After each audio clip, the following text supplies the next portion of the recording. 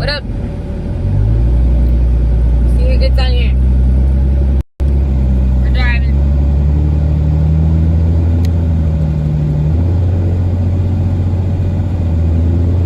Still driving. Getting close to where I'm supposed to be, and then I got another load I get to pick up. God is good.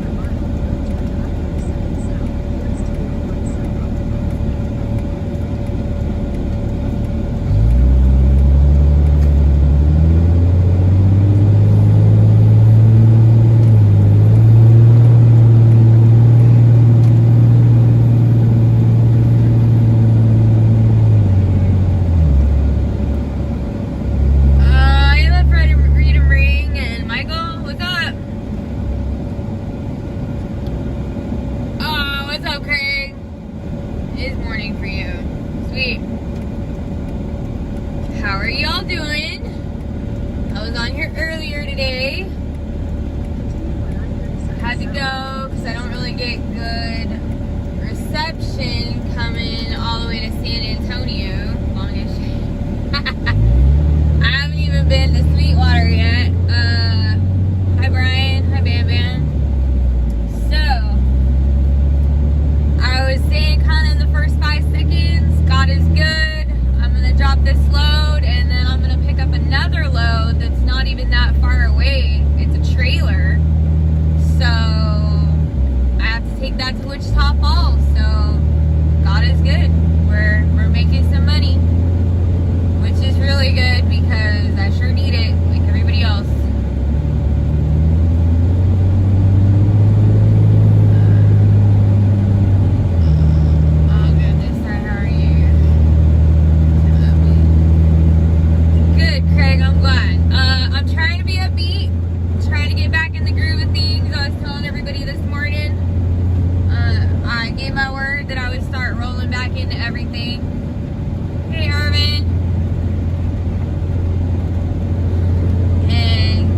Going.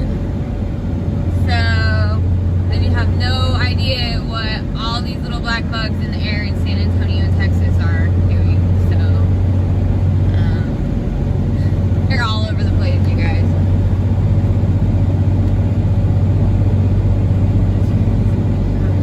I know. It was getting good, Michael. I had to stop because where I was going, I wasn't going to have any service, and instead of frustrating myself to the point of no return, I'm trying to stop things or, mediate them a little better. But we can get right back into that because there's quite a few people on here that wasn't here earlier. Go ahead, truck. Go ahead, truck. I do know. I don't know if my phone will stay. It's on a little magnet. It's to roll around. And I'm not sure how long we're gonna have this signal. I'm in San Antonio, but I'm heading south, so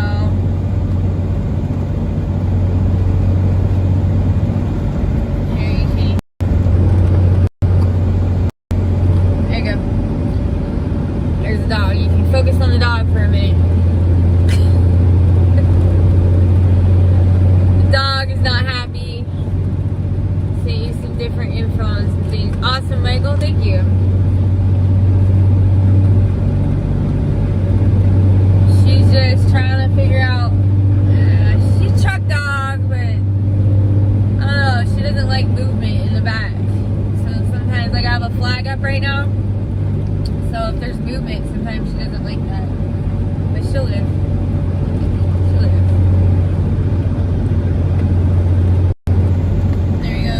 Stare at the road for a little while. I can read it better. Yeah, she survived. She survived.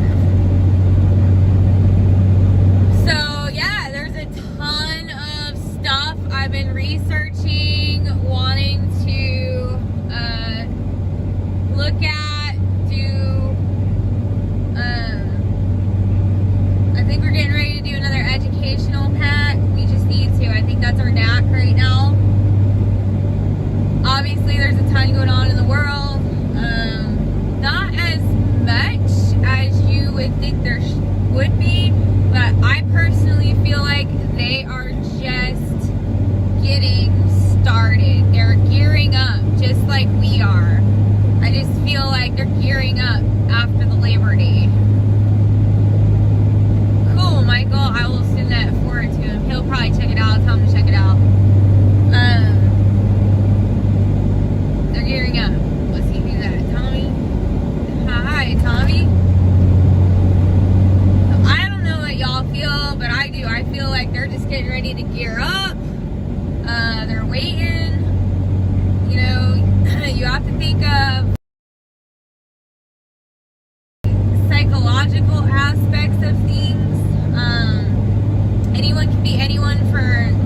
be anything for 90 days. You also have to think of the psychological aspect of people. If you traumatize people or you bring them into feardom too quick, they won't acquiesce to. They started dropping fuel prices a little bit. Oh yeah, I heard Stan's trucks for sale. Yeah, I heard that. Yeah, I'll have to go talk to Stan one of these days here pretty quick. I think he's doing what I'm doing now, kinda. But anyway, yeah, they can't push a lot of stuff psychologically until about the 60-day mark. They can just start ramping up for it. I don't know if y'all know this stuff. Some do, some don't. I had a realization yesterday when very fine this at they had 5 bouncy castles out to the student response. What are they, like 5, 8 years old? And I know he said that in class, and a lot of them thought it was really stupid. Good to understand. He's kind of that age bracket, because he said that they were pretty much sick. 60-70% of them were sick of being told what to do and the masks and all that. And it made me realize, I've been pondering on it since yesterday. It's a lot more deeply nefarious than I feel like. They are trying to condition these generations into being perpetually children, or in a childlike state, not based on innocence, but of being told what to do, or being given the opportunity to be that, kid that maybe you were at 8 years old, but it's being fostered and fostered and fostered. And the more I think about it, and the more I've seen it being fostered, yeah, I think the ultimate goal is to have these generations that don't know how to be adults. And that's perfect for what they want to do. If you all think about it, all they want is people to tell what to do all the time, that look to the government, and that's where you're getting like the taking away the parental rights and having these secretive discussions with your child if they feel like they're quote unquote, T-Gen or something else. Or someone brought up the other day a furry. I'm like, a furry? I guess that's a thing now. They didn't put boundaries, probably on purpose, obviously, about, if you feel this way, you can be that. And these kids are exploiting it, man. Kids are smart. They're just exploiting it. Now they're banana and rock is their pronoun, and now they're cats, associated as cats, or dogs, or animals, or whatever, that are middle school. You're raising, they're intentionally raising a generation to have to be parented 24/7, but the parents aren't going to be there, so guess who's going to be there? The government. Don't worry, we got you covered. We'll take care of you. We know this is best for you. Yeah, man. I mean, what an epiphany I had last night.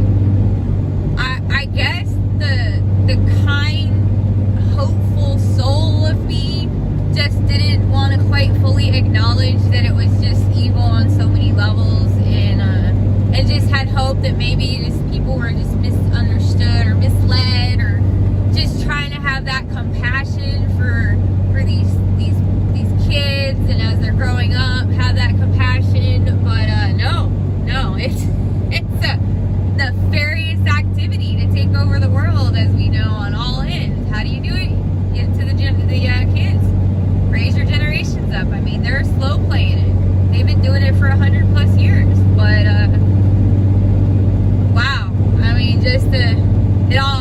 makes more sense now to me. I don't know about y'all, but Michael says no rush to sell. He's looking. Okay, Bam Bam. I'll give him a call, Bam. Michael has validated what I'm saying, according to his belief too. Bam Bam, same thing. Nice.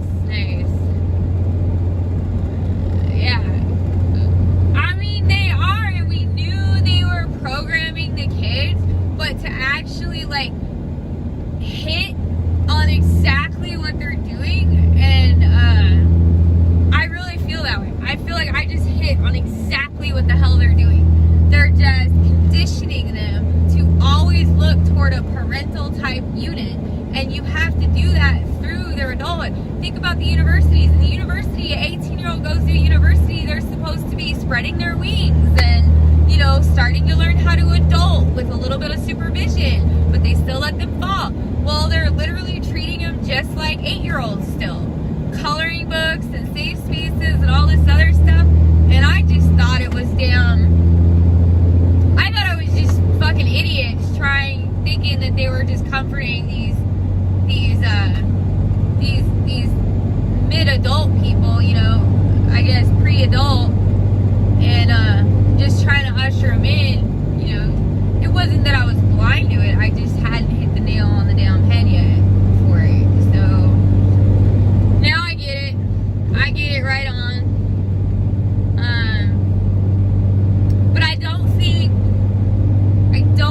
that understanding, that exact understanding of conditioning perpetual children, or to be in a perpetual childhood state, I don't think that's actually been stated out loud anywhere that I know of, or people just hadn't heard it, and now I'm like, alright, now I just gotta spread that like wildfire. They're not doing this, and this.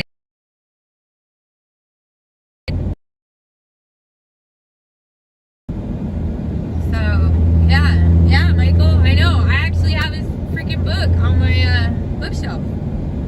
I know I read it a couple times. I need to go brush up on all that. Art of War, Sun Tzu, Karl Marx. I do not have. I'm sure it's very informative reading, but you know, we all need to know that. I really would like in the future to develop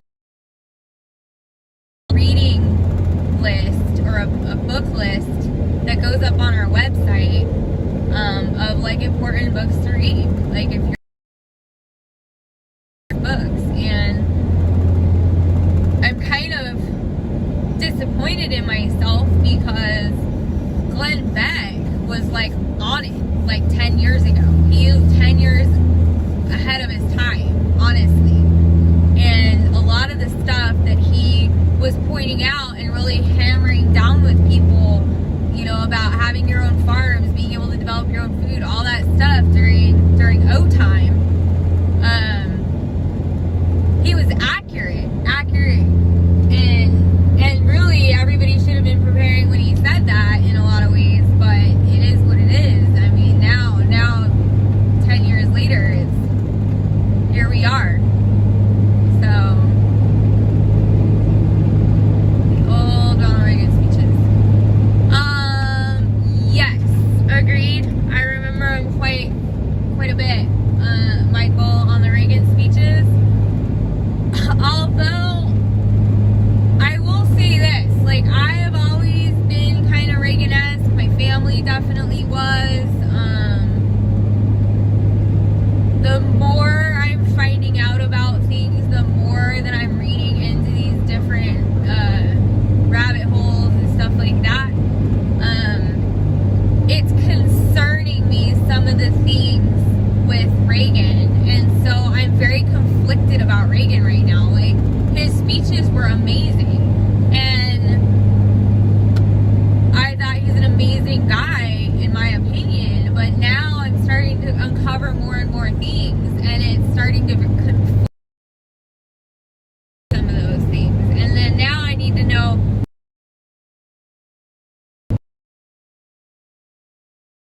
I can't can't think, forgive me if I'm wrong, but was it MK Ultra really took a boost in the 80s under Reagan, I think it was. And that's very conflicting to me. It's very conflicting to me. So I've got to do more research and find out what came out of that, if he was even, you know, in control of it, if he's the one that flipped the switch on it or whatever. I want to know, because I really want to have vindication for him if I'm reading things that are actually tarnishing his reputation.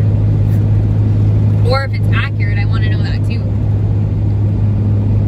I love going back.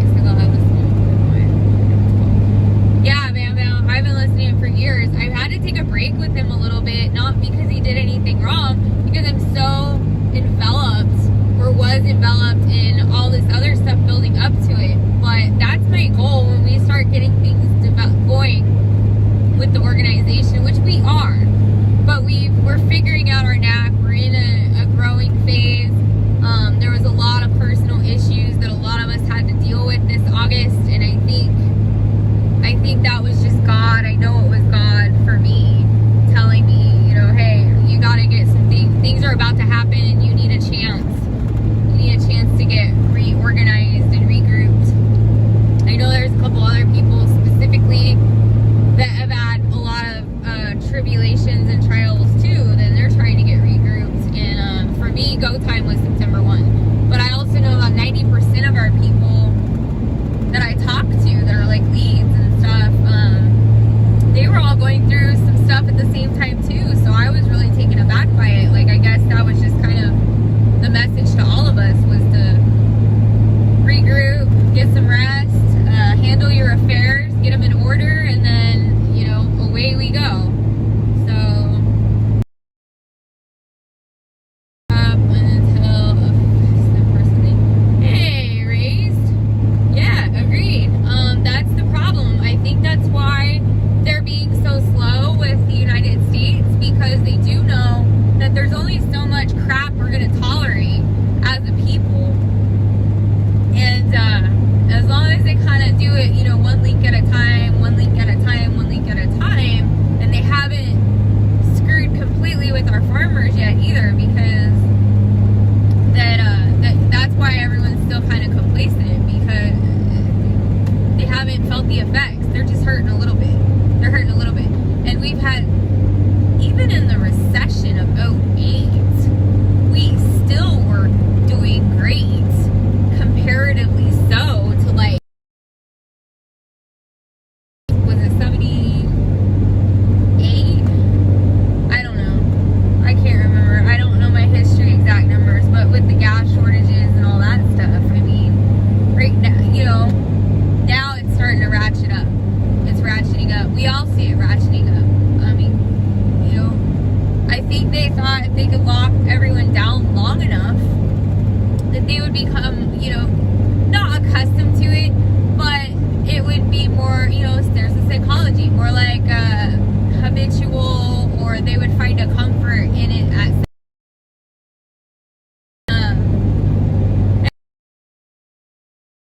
weird all of a sudden, and people started going out. Thing, oh, we're happy we get. And so they figured the masses were just grateful to be off of. They wouldn't notice everything else, or they wouldn't pitch a fit about everything else. And to an extent, I mean, I think, you know, that's pretty accurate. But I'm hoping they overplayed their hand to a point. Canada is starting to move right into what the Dutch are doing to their farmers.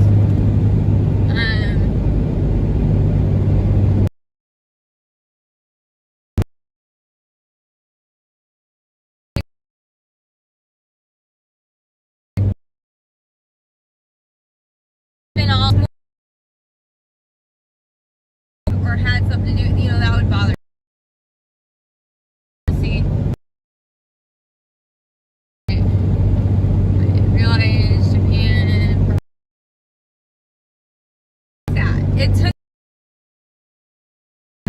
So what's it gonna take with here? Like, I don't know, you guys. So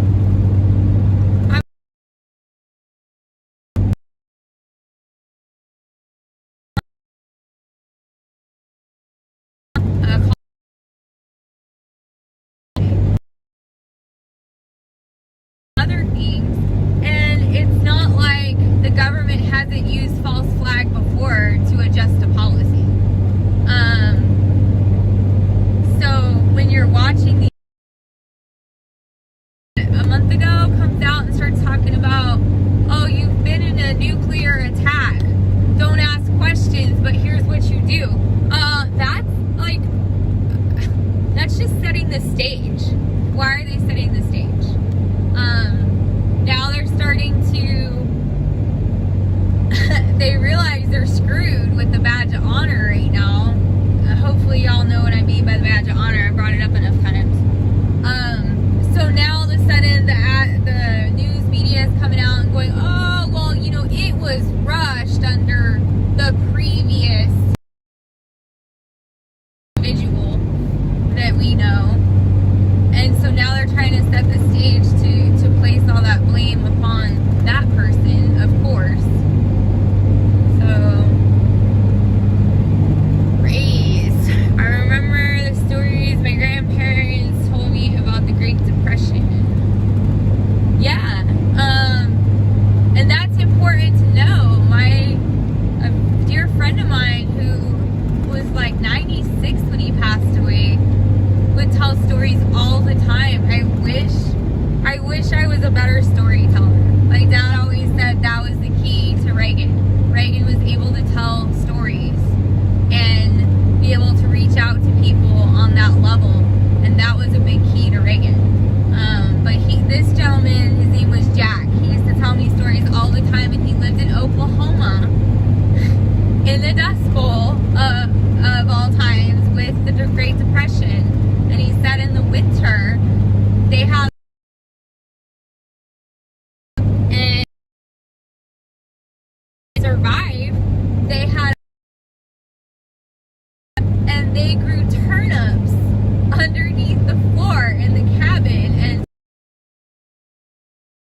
full of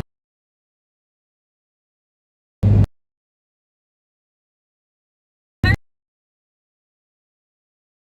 think I really but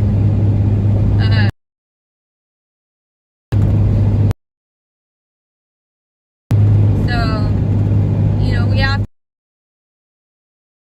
need everything what you would need. That's why all these grandparents of ours, when they pass away, they have so much stuff. They have so much stuff because they had nothing. And whatever they got, they had to save because it was going to be used.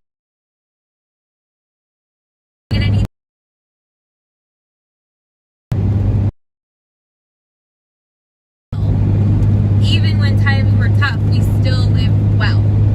And until other people feel that pinch, like Sri Lanka, the people in Sri Lanka are starving to death. Thank you to WEFI and their lovely article in 2018 that talked about the exact thing that they're doing to the Dutch, which is forcing them to cut back their nitrogen and go kind of organic. Which is the most ridiculous thing I've ever heard. Because here is the indictment of the educational system. Most people think that oxygen is the most plentiful gas in the atmosphere, and that is inaccurate. It is nitrogen. Nitrogen makes up, 78% of the atmosphere. So you're basically telling people to cut down nitrogen, which is 78% of the atmosphere. And then it cracks me up even more because, oh, CO2. Oh, guess what plants eat? CO2.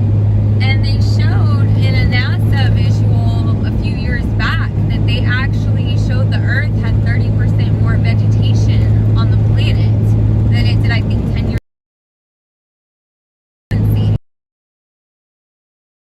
ago. This morning on the point is, until the governments and the companies stop fucking with the weather through their little weather model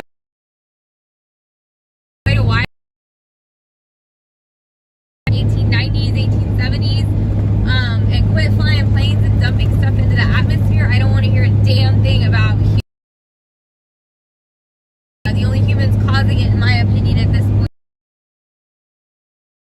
is here. And other people need to understand that. Like, I'm tired of it. I'm tired of hearing climate change and you need to do this and you need to do that. Stop messing with the weather.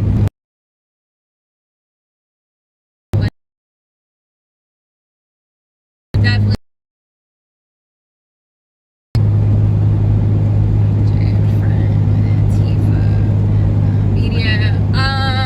Yeah, Michael, where did I just hear that? I was watching something.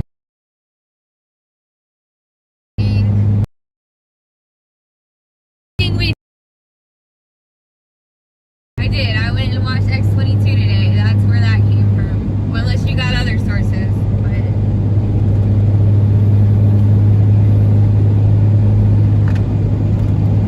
it's just something else. So Greenland gained 7 cubic meters of ice. I believe it. I believe it. What was it? 4 or 5 years ago, they said that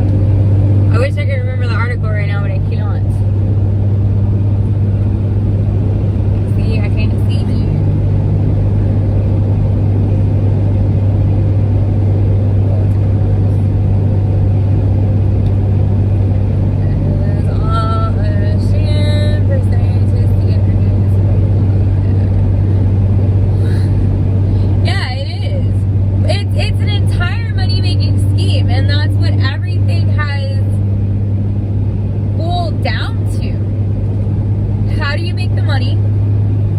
Who can you get the money from? I mean, it's not a lie when everybody says money makes the world go round. It really does.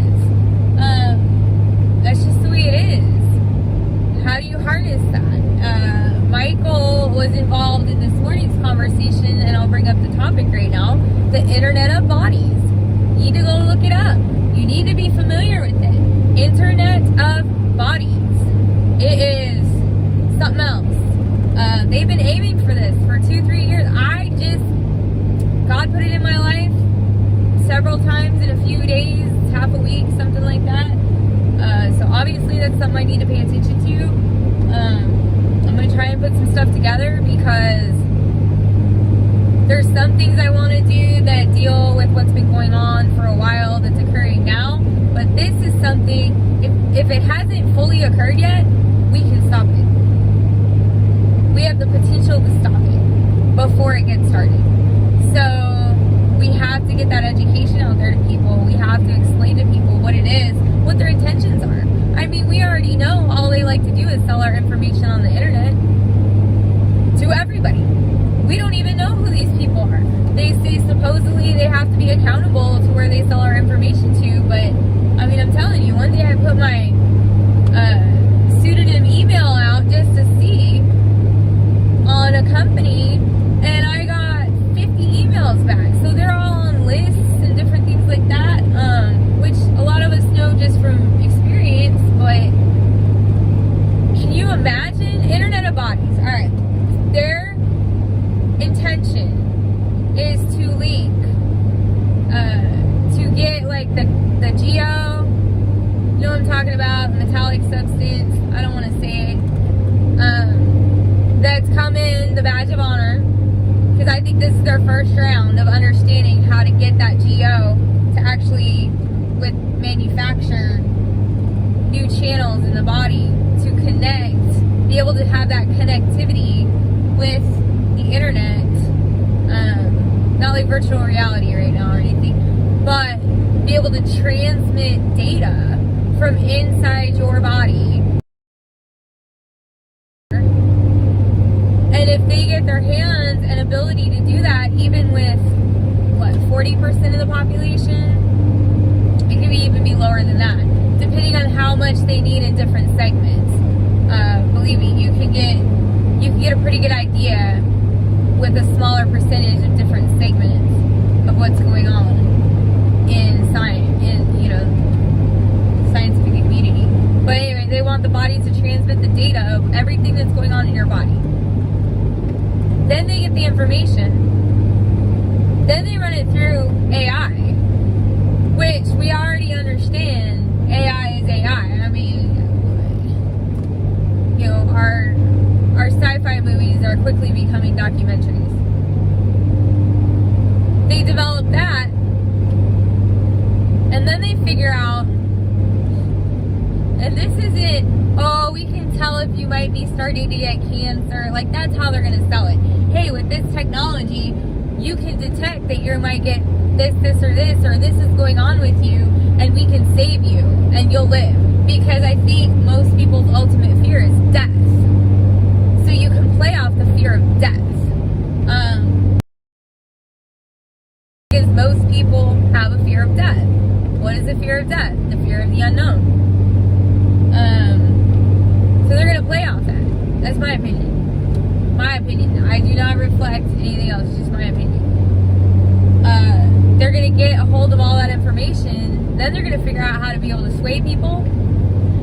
Like, they could put out a commercial, and they know X million people are going to watch that commercial. Or they could put out a scenario, and they know X million, X number of people are going to watch that scenario.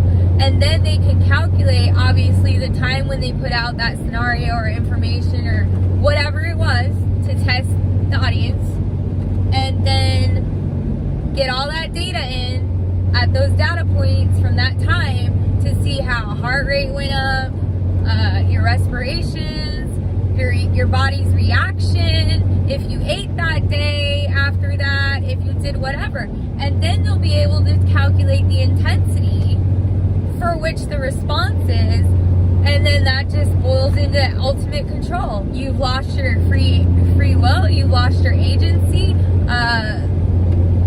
Harari, jackass, had already said that. Basically, people wouldn't even know that that was going on because once they got that injection, they lost it. They lost it. So, it's really scary. Really scary for me. It's really scary to contemplate how many people willingly or were coerced against the U.S. code of being completely informed and receiving informed consent, of getting that badge of honor because of fear. And then I watched Spongino the other day, and he came out, and Axios had a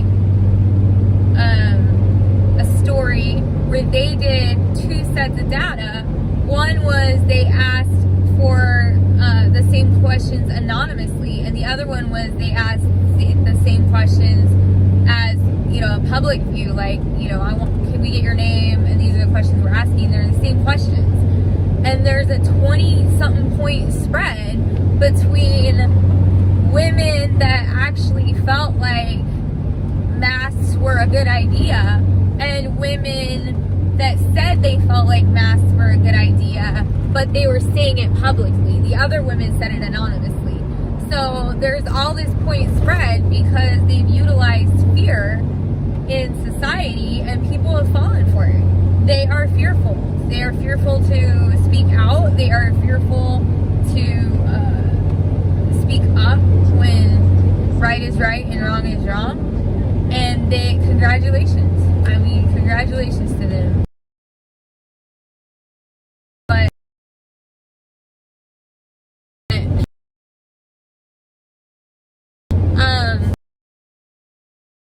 the people, we're in an abuse, and we have been for a while. When you are in an abusive relationship and that person decides to use fear constantly on you, at some point, many people get a fear burnout, and they are just done being afraid.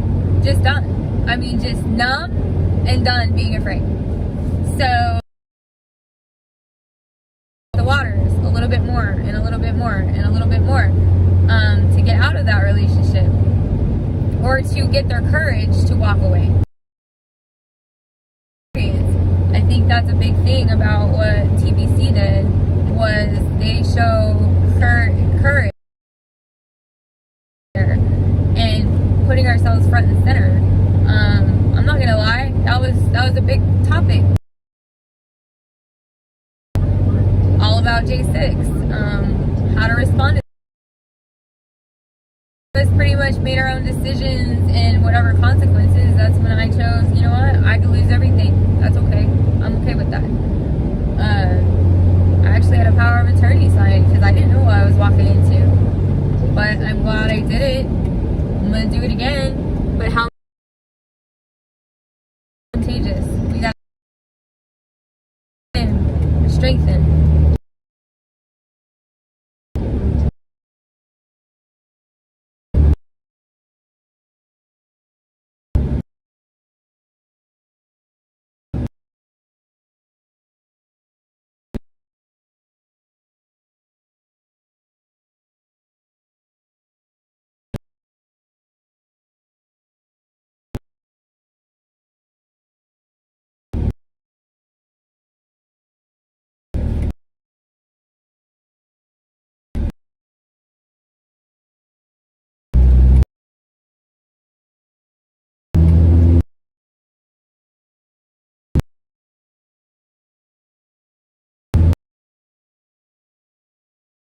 All by design. Me going to school in the 80s growing up, 80s, 90s growing up, is different than, you know, or the 60s, or, you know, or the 10s, or the 20s. So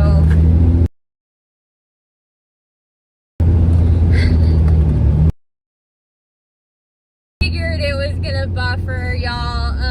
I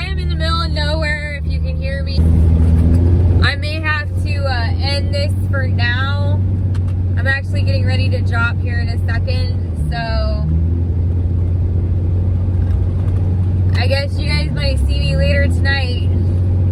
If I end it, I will get you guys back up when I come back through San Antonio, because I have to head north after Verizon country. This is AT&T country. Even AT&T barely works out here too. So we'll see if you can hear me. Hey Ray, I missed ya.